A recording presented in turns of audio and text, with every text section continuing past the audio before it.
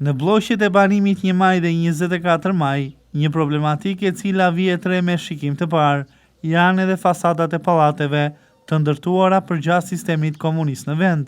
Fasada pallatesh këto të cilat janë të amortizuar në gjendje të degraduar prej vitesh, ndryshimi i thellë nëse sheh qindra godina banimit të tjera në qytet, të ndërtuara përgjatë po të njëjti sistem, të cilat tashmë janë rehabilituar, ku në to jo vetëm që kanë ndryshuar fasadet e jashtëme, por ka ndryshuar edhe struktura në brendësi të godinave të banimit, por në veçanti në 2 zona të lagjeve kryesore të Vlorës, realiteti është krejt ndryshe, me pallate banimi 3, 4 dhe 5 katësh, të cilët vijojnë prej vitesh mes amortizimit.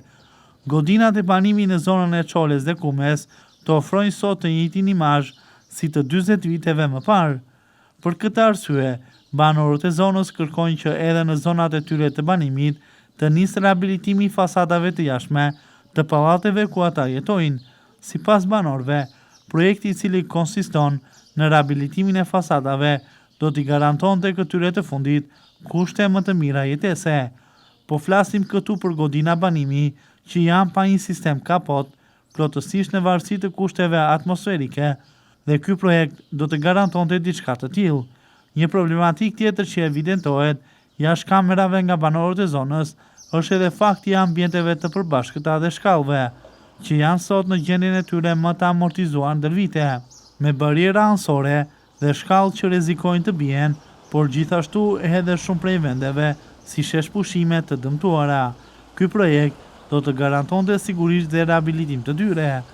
Ndërkohë, projekti për rehabilitimin e fasadave të pallateve për banorët e zonës do të zgjidhte edhe një tjetër problematik. Do të largonte nga terrasat e pallateve boljeret me ujë që janë një prej faktorëve kryesor të lagështisë dhe dëmtimit të banesave në katet e fundit. Jo vetëm kaq, por do të rehabilitonte të gjithë sistemin e furnizimit me ujë të pishëm të pallateve, duke i vendosur edhe depozita nën tokë.